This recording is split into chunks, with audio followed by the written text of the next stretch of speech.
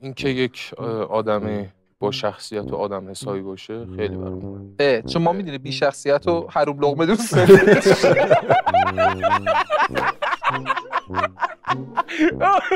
دیوانه چی داری میگی؟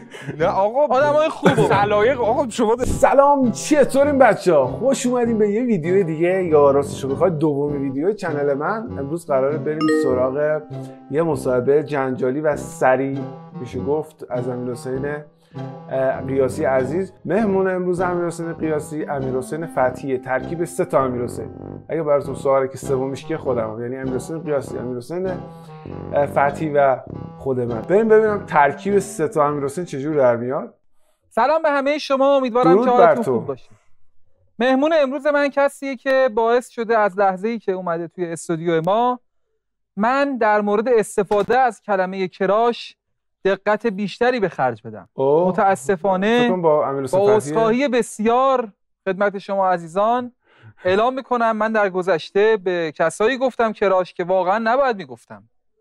من به مهرداد صدیقیان گفتم کراش. من حتی به نگو واقعا این کراش بود. الان داره اونو میزنه دیسو دیسپک. اشوان گفتم کراش. اشوان جلوی ایشون مثل وین رونی جلوی دیوید بکام. چرا داری میزنی اما نگاه کن چی میگی؟ فتبارکل. وقتی ریش میذاره امیرحسین فتحی، وقتی ریش میذاره تو فیلم‌ها فوق‌العاده است. یعنی اکثر نقشایی که ازش من دیدم تو شهرزاد و یکی دیگه هم بود، یه کپی از سریال ترکی ایزل بود. آره تو اونم با ریش بود، خیلی خوش‌تیپ‌تره با ریش. حالا اینجا یکم الله احسن الخالقین. خواهش می‌کنم به افتخار زیبایی ایشون همه یک کف مرتب بزنید. ماشاءالله. قرمز شدم آقا. قرمزت هم قشنگ. خیلی لطف داری، متشکرم. من سلام عرض میکنم خدمت بیننده‌های عزیز. کدوم اینو باید بگم؟ هر کدوم تو دوست داری صحبت. خیلی خوشحالم که امروز اینجام با امیرحسین. من ببخشید من یه مقدار هول شدم.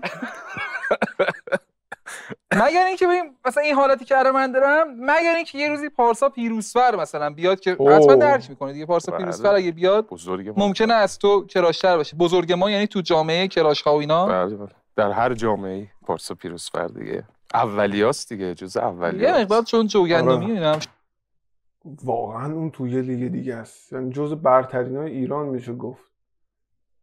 توی اون نسل گذشته سینما یه کوچولو اونا قدیمی ترن و اون واقعا تو اون سن فنش هم خودم جد دقیقاً شده دیگه. اون اصلا دست نیافتنیه. بله. قیاسی یه جوری نگاش میکنه رفیقم جلو دخترها. اصلا دختر نیست ولی کلی میگم دقیقاً همچین سیسیو داره. چه برنامه‌ای داری بر من؟ چی به چی داری فکر می‌کنی؟ ما خوششانسی که آوردیم اینه که الان خواهش کنم یه دسته ایشون نشون بدید. ای خدای من. یه دسته ایشون. دقت کن دیگه. متوجه نکته خاصی میشید؟ نه. چرا؟ به این علت که ایشون قبل ضبط قهوه ریخ روی پیرنش. همونطور که می‌بینید. الان اگه دقت کنید می‌تونید با دست نشون بده. اینجا قهوه ریخ. آره مشخصه. ولی شما متوجهش نشدید. چرا؟ چون اصلا این گردن به بالا یه جوریه که باعث میشه ما اصلا گردن پایین رو نبینیم. واقعا حواسا رو پرت میکنه. دیگه داره خجالت میکشه اسم میکنم یواش یواش انقدر دیگه ازش تعریف کرد. حس بدی داره پیدا میکنه. خدای من چه کاری بود کردم. چی بود؟ تو بازیگری؟ نه مدل. اصلا دیگه برام شغلت اصلا چیز نیست. بازیگر هم هستی در واقع. بازیگرم هستم بله. علاوه بر چی؟ یکی از خدایان یونان باستان. بزرگ تو که لطف داری خیلی. چی میگی؟ کارگردان من میگه تو این پلیس تو درست کن شکمت فلان. بابا اصلا کی منو نگاه میکنه الان تو این خواب 2 نفره؟ ول کن دیگه آقا. اون موقع که خدا باید وقت میذاشت، وقت رو همه رو گذاشت رو ایشون. الان حالا من هی اینو صاف کنم و اینو فلان کنم چه تأثیری داره؟ شما اینقدر خودت آدم جذاب و بامزه‌ای هستی که نه اینقدر به من گفتن همه برو تو قسمت بامزگیش راست میگه خدایا. وای دوره واسه امیرحسین قیاسی میماله. وای خیلی دوستت دارم من. تو متأهلی یا مجرد؟ من مجردم. چرا؟ دیگه تو خدا تنها خواسته. پسری هستی که به نظرم اجازه داره تایپ داشته باشه. این مربوط به اون قضیه است که توی یه تیکش پخش شده بود مگه پسرها هم تایپ دارن. توی اینستا پخش شد. توی یکی از مصاحبه‌هاشه. اونا رو هم حتما می‌ریم بچه‌ها، یادتون نره که حمایت کنید که به اونا هم برسید. دلیل اینکه خیلی تصادفی اومدیم روی این ویدیو، گفتم خب این بروزتر و جدیدتر اومده. در زمانهایی که ویدیو نمیذاره امیرحسین قیاسی، میریم سراغ مباحث دیگه، ویدیوهای گذشته‌اش و اونا هم ریاکشن میریم. جدا از اون چند تا ایده خوبم دارم. حتما تو کامنت ها اگه ایده‌ای هم شما دارید بگید که بیشتر بتونیم به فان بودن چنل کمک کنیم. بریم سراغ ادامه ویدیو. چیزی گفتم هر چیزی آدم یه قانونی هم میذاره، یه استثنایی وجود داره براش دیگه. به نظرم میتونه امیرحسین ببینیم کی پیش میاد دیگه. به نظرت کی پیش میاد؟ نمیدونم ولی جدی هم نیست، داره همینجوری که داره میگذره فکر کنم دیگه کم کم وقتشه دیگه، وقتشه که خانواده تشکیل بدی و بچه داشته باشی و آره نمیدونم. بچه چی دوست داری؟ دختر. عاشق دو بچه دخترم. شما هم یعنی خدا اصلا مگه میشه؟ من فکر کنم دست بدم بعد اصلا. عجب بابا. ببین فکر میکنم کسایی که مثلا خدا بهشون دختر میده خیلی آدم خوشبختی ان. آره دقیقاً. نه فکر کن پسر بیاد پدرتو در بیاره دهنت سرویس کنه، ارث بخوره. آره پسرت مثل خودت چه یعنی راضی نیستی؟ نمیدونم. از اول همین شکلی بودی یا در طی زمان خدا بهت نظر کرد؟ فکر کنم اینجوری بود در طی زمان. در طی زمان بود. یعنی بچه بودی یه شکل دیگه بودی؟ نه بچه بودم. عکسی داری از بچگی؟ بعد نه ولی مثلا دوران اوج داغونی 14 سالگی فکر کنم تا اکثرا همینن. یعنی کمن انسانایی که تو سن بلوغ هم خوشتیپ میمونن. اکثرا بعد سن بلوغ پیشرفت میکنم و نمیدونم چرا من پیشرفت نکردم. بلکو بیخیال. مثلا همون 19-20 سالگی. تو اون دوره هم از من قشنگ‌تر بودی از الان. نه شرط می‌بندم باهات. باشه نشون بده مردم قضاوت کنن. چیز نه هیچی، این طبیعیه این چهره. عملی نه دیگه چه عملی چیه؟ نه اون عمل اونو بعداً بهش میرسیم. عمل منظورم زیبایی و اینا نکردی. نه دیگه کار چرا مثلا این کارهای آدم میکنه دیگه. به هر حال بازیگری سنت داره میره. مثلا سنم هی بخواد بره بالا هی باید. من الان 31 ام دیگه، چند روز دیگه بالا نیست 31. نه خب به هر حال دیگه از 30 به بعد باید مراقبت‌های من پوستی و از این چیزا بشه دیگه برای بازیگر. صبح که بیدار میشی چیکار میکنی؟ صبح که بیدار میشم یه روز تو از صبح تا شب تعریف. خب روز کاری یا چیز؟ نه چیز. روز بیکاری. ببین صبح که از خواب بیدار میشم صورتام میشورم به اسپاک میزنم. خب بعد دیگه تا اینجا که من و تو مشترکیم. آره چه می‌دونم فیلم میبینم، سریال میبینم، فیفا بازی میکنم. فیفا رو ولش کن. میبری تو اصلا؟ من میبازم اصلا. من بهت میبازم. من با منچستر یونایتد میبرمت. من میدونی که تیمم منچستر یونایتده. من اصلا هر چی بردارم به تو میبازم. نه من آخه اصلا یه جا دیگه به تو باختم. آجه خیلی فان. اسم میکنم امیرحسین قیاسی روش کرای زده رو فتی و یه جوری میگی فتیه گاه پسرموشه. وای چیا حالا فرض کن فیفا هم 5 تا به تو زدم تایی چی؟ وقتی میری تو خیابون تو این شکلی من این شکلی. حالا تو رو این همه دوست دارم بابا اذیت نکن. بعدن فهمیدم که مثلا حالا تو بازیگری رفتم بیانکار کردم، بعدن فهمیدم که از بین رفت. از کجا گرفته بودی این لهجه؟ تو خیابون انقدر رفته بودی؟ هیچ کسی هم توی خانواده‌مون اینا اینجوری حرف نمیزد. من حرف زدم. چه جوریه بخوای آموزشش بدی؟ چه شکلیه؟ آموزش بخوام بدم یه ذره شله دیگه، یه ذره شله و میخوام حرف بزنم. آقا حرف بزنی؟ بریم بگو. چطوری خوبه؟ چه خبر؟ نوچرم چه خبر؟ نوچرم که دیگه نه دیگه اینجوری که نمیگم. نوچرم فکر همه رو باید بگیم عزیزان صاف کنید. چه؟ نه دیگه نه رو خودش میتونی اونجا بگی. خب بریم بگو. مثلا اینکه نوکری هم که آره مثلا اونم هست، ولی مثلا آب میاری برای ما مثلا. آخه چرا کی لهجه عجیبیه. بذار مثلا من میخوام داداش اون آب رو میاری این بری داشت آب میاری چیه آب نمیاری چیه با لهجه خیابونی برای اینکه درکش کنیم بهتر یه جمله بچه‌ها از نیچه ای چیزی بگی. بذار یه کار دیگه بکنم.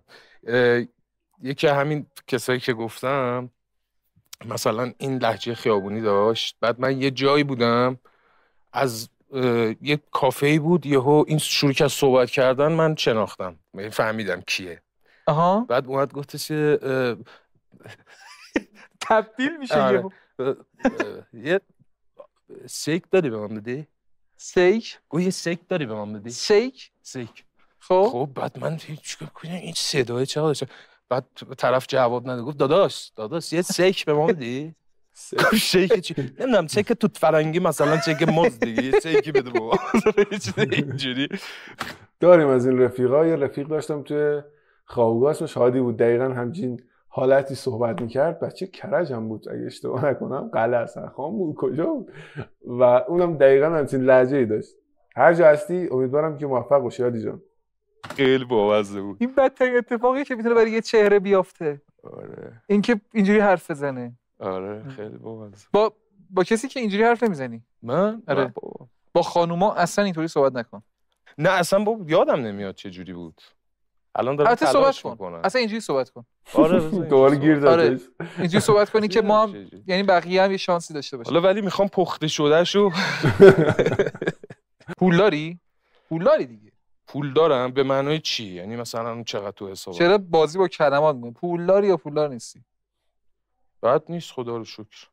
ولی پول داره پلان اینا. ماشین داری، خونه داری؟ آره خونه از خودت داری؟ نه خونه دست خودم. عرصه و ایام به نام خودت؟ بله. آره؟ بله. سند تکبرگ؟ سندش نمیاد. سندش چیکار داری؟ گیرن سر سنده نمیدونم چرا. ویلا شمال؟ نه خودم ندارم. ویلا جنوب؟ ویلا اسپانیا؟ داری؟ نه بابا مشکلی ولی دوست دارم میکنم داشته باشم تو اسپانیا. یعنی هدفم اینه که یه ویلا تو اسپانیا بگیری. خدا هدفت تو زندگی چیه؟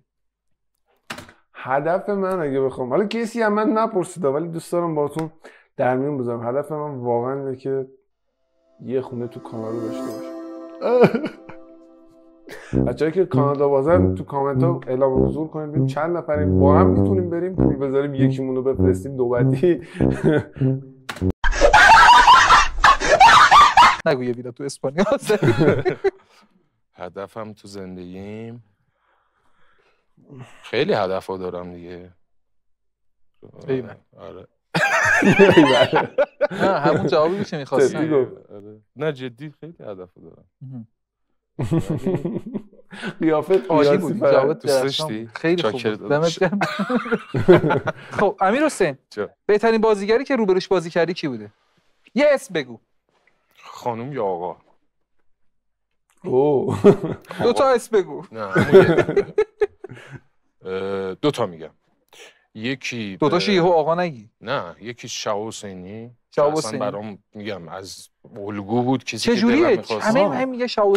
داشتم فکر میکردم که کجا اینا با هم بودن، اصلا یادم تو شهرزاد اینا با هم دیگه بودن و جای دیگر رو یادم نمیاد. اگه بودم من یادم نمیاد، احتمالاً شاید داشته باشه فیلمای دیگه، شاید خودش بگه، ولی اگه نگفت بچه تو کامنت ها بگید که آیا بوده ویدیوی دیگه هم با هم داشته باشم من ندیده باشم، چون واقعا دوست دارم برم ببینم. مثلا شهاب حسینی در کنار آقای فتحی. یعنی خیلی بازیگر خوبیه یعنی چی؟ من نمیفهم یعنی چی. یعنی بازیگر کاریزماتیک و مثلا چه جوریه؟ جذاب. جلوی روبروی شهاب حسینی بازی کردن چه حسی داره؟ ترسناکه؟ من واقعا انقدر شرایط برای من آروم کرد که نه اصلا. ولی تو رو دلم میدونی کی موند؟ کی؟ که از سر شهرزاد یکی دو تا سکانس با هم بازی کردیم، ولی دلم می‌خواست یه کار مثلا زیاد با هم کار داشته باشیم. یه کار اونجوری دارم. ترانه خیلی دلم می‌خواست با ترانه یه فیلمی بازی کنم. یعنی پس خانوم ترانه دوستی، آقا شهاب حسینی. آره بقیه که دوتاشم پرفکته. تایم که من باشون کار کردم واقعا همه خوب بودن خدا رو شکر. من با بازیگر ولی نه به اندازه شهاب حسینی و ترانه دوستی. ببین در واقع داری به همکارات میگی کافی نیست. چیزی اشتباهه. خب ببین فوتبال مثلا تو فصل یه بازیکنی میاد مثلا میشه بهترین بازیکن فصل به خاطر امتیاز گلزنیشه. پاس تو بازیگری فرق داره. الان شما بازیگر باشی با من بازیگر فرق داره. ولی نظر تو به هر حال اینه دیگه. نه اصلا هم اینی چرا حرف میزنی؟ گفتی شهاب حسینی به نظرم خوبه به خاطر اینکه از دیدنش بازیگر شدم، دلم می‌خواست بازیگر بشم. خب همین برات لذت بخش بود شهاب حسینی. با بقیه دوست نداشتی بازی کنی؟ چرا؟ خیلی هم دوست داشتم. اینو نگفتی؟ نه اصلا. نگفتی حالم به هم میخواد از اینکه بخوام جلوی بقیه بازی کنم. من همه بازیگرایی که باشم. تو مگه با پارسا پیروزفر بازی نکردی؟ نه. ما تو بینوایان با هم بازی کردیم. تو بینوایان تو تئاتر موزیکال. خب باشه خوبه بازم. خب آره ولی خیلی با هم کار نداشتیم اونجا. اون نقطه درخشانه. اونم خیلی بازیگر خوب. خیلی دوستش دارم پارسا. خیلی دوستش دارم. حالا بازیشو اینا که من تخصصی ندارم نظر بدم ولی واقعا عالی. من خدا رو شکر با هر کسی که کار کردم بازیگرای خوب، آدمای چه جوریه پارسا پیروزفر؟ همون شکلیه که نشون میده؟ آره دقیقاً. آره. ظاهری میگم یعنی قیافش همون جوریه. چجوری باشه قیافش پس؟ یعنی منظورت که گیریم و اینا؟ یه چیزی همون. نه همونه. این همه مراسم‌های مختلف عکس جلوه‌های ویژه و اینا نیست؟ خیلی خوبه از اون جهت میگی. آره خیلی جذاب. خیلی مرد. تو دیدی دست دادی بهش؟ دست بزنم بهش؟ نه یعنی مثلا میگه دست زدی بهش. نه یعنی واقعیه منظورم اینه. آره واقعیه. نه بابا سی جی آیه.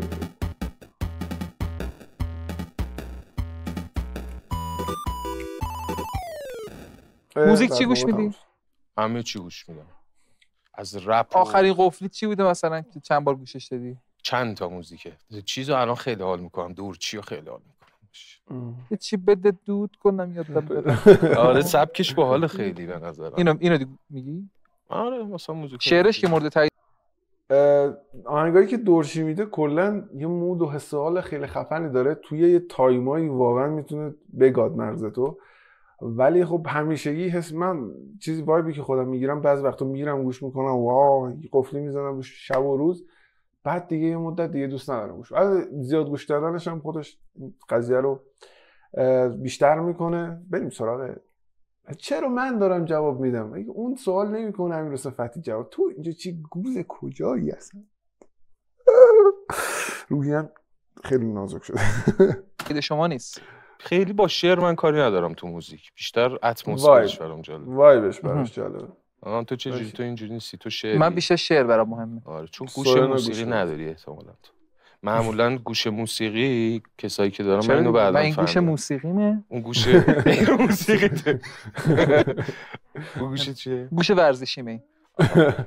باش فوتبال و اینا گوش میدم. گزارش داره. میدونی من حالا همزمان چند تا کار میکنم؟ چند تا کار میکنی؟ یعنی مثلا دارم یه دونه فوتبال اونور دارم گوش میدم، اینور مثلا دارم فیفا بازی میکنم، اونور دارم تو یوتیوب مثلا برنامه تو رو میبینم یا یه پادکستی گوش میدم. نکن برنامه رو نبین تو این حالت. نمیبینم گوش میدم فقط. تمرکز کن.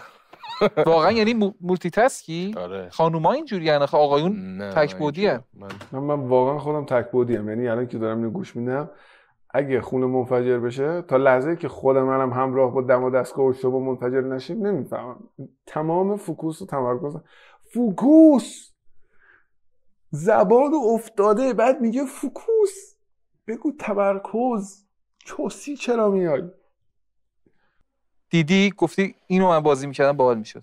تو کار آقای فرهادی من چیزو واقعا نقشی که دوست داشتم بازی کنم توی دربار الی نقشی که مثلا شهاب بازی کرد و خیلی برام جالب بود.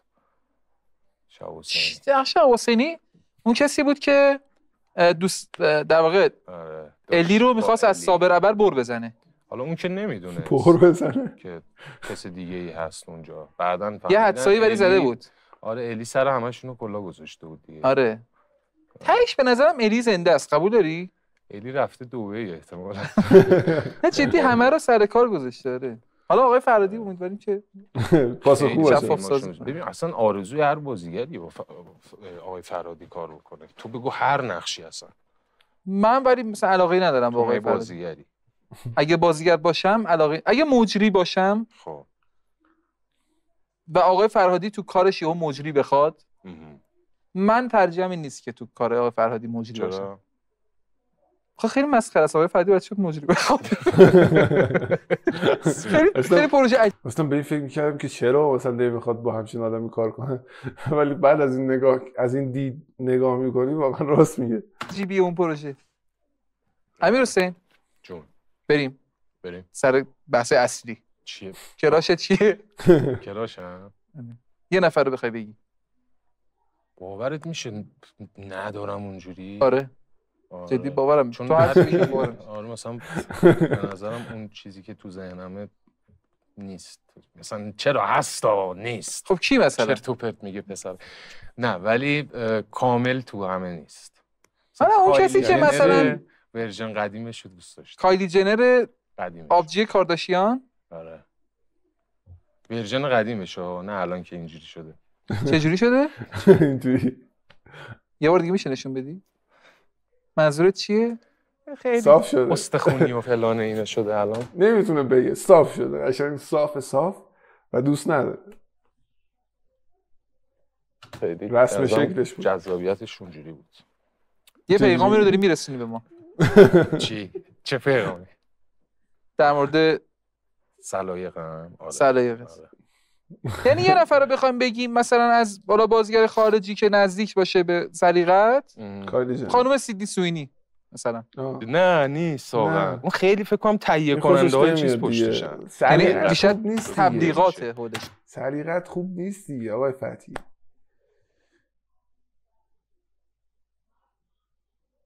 بله کن بیخیال. فکر میکنم خیلی داره گنده میشه. یعنی چجوری؟ از نظر مارکت و بازار و این سهم بازار و اینا. سهم بازار؟ مگه کوینه؟ مگه اتریومه؟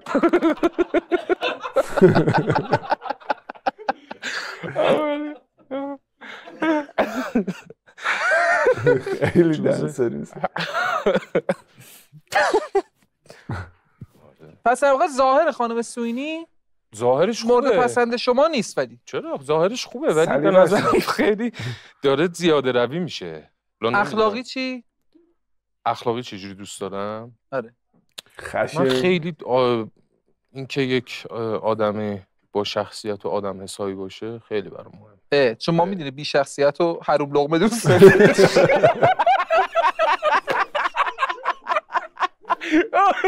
دیوانه چی داری میگی؟ نه آقا آدمای خوبه سلایق. آقا شما داری من میپرسی دیگه، من دارم میگم این بگم خب دیگه چه در سرویس چی داره میگه که من یه نکته راجع تو بگم. مثبته؟ آره بگو. ببین من اوایل که میدیدمت و اینجور آدما برام خیلی عزیزتر میشن. خیلی معمولی بود برام، جالب نبود زیاد. آره ولی معمولی بودم اون موقع. هی بهت به کارت علاقه‌مندتر شدم و این خیلی برام تو آدم مهمه. کلا همینجوریه. اولش خیلی ها رو که نمیشناسی، حالا جدا از کریر مثلا سلبریتی هایی مثل این آقایون یا نه توی زندگی روزمره، یه سری ها رو مثلا همینجوری راحت از کنارشون رد میشی، بعد بیشتر که میشناسیشون عاشقشون میشی و اینجور آدمایی رو واقعا بچسبید بهشون، نذارید برن. یعنی تو فرض کن من شاید تو خودم تو بازیگری اینجوری بودم، یه سریا دیدشون به من این بوده و اون آدمایی که مثلا شاید خیلی با من حال نمی‌کردن و بعدن برعکس شدن، خیلی به نظرم بر حسب شناخت تو رو الان خیلی مردم دوست دارن. قربونت برم. تو هم خیلی دوست دارن. همه دوست دارن واقعا. قربونت برم، لطف داری و اینکه ما کیف می‌کنیم دیگه. خیلی هم ممنون که به من گفتی. من خیلی برام جالبه که من واقعا فکر می‌کنم تو آدم خیلی خودبگیر و یوبس و اینایی باشی.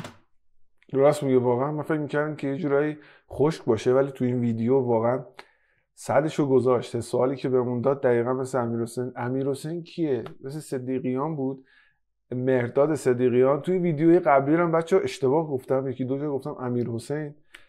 اینقدر این امیرحسین زیادن دیگه آدم نمیدونه. خودم امیرحسین، این امیرحسین، اون امیرحسین، چه وضعشه؟ و اصلا این خودشو نگرفت و این تسال خوبی که تو این ویدیو داشت واقعا حس شد. من 2 برابر دوست دارم برم ویدیوهایی که مربوط به آقای فتحی رو ببینم، چون کریرش رو بیشتر شناختم و خوبی همین برنامه پامپ هم این کمک میکنه با یه سری بازیگرا بیشتر شناخت پیدا کنی، بیشتر بفهمیشون و بیاتون نره که آقا سابسکرایب بکنید دیگه. تا اینجا اومدی ویدیو رو دیدی ساب کن که به دست آدمای بیشتری برسه، بتونیم ویدیوهای فان و باحال و ریاکشن بهتری رو بسازیم و تولید کنیم. بریم سراغ ادامش. چه خب اگرم بودی حق داشتی، یعنی کاملا بهت حق میدادم، ولی اصلا اینطوری نبودی، یعنی آدم خاکی بودی. راجع من اینجوری فکر میکنم. آره خیلی همه فکر میکنن تو خیلی چیزی گند اخلاق.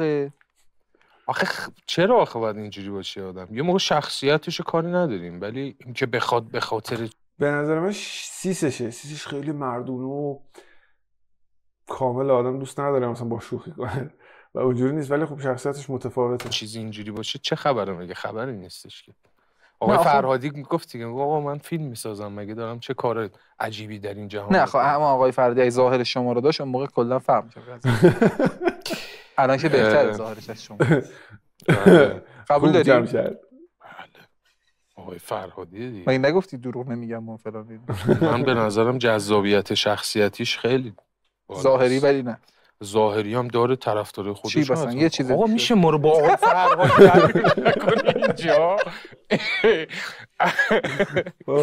عجب اذیت میکنه. صحبت پایانی. خب بچه‌ها امیدوارم که لذت برده بوده باشید. این ویدیو هم به پایان رسید و کلی خندیدیم. اگه خوشتون اومد حتما یادتون نره که کامنت بذارید و ازم حمایت کنید. تا یه ویدیو دیگه. بای بای.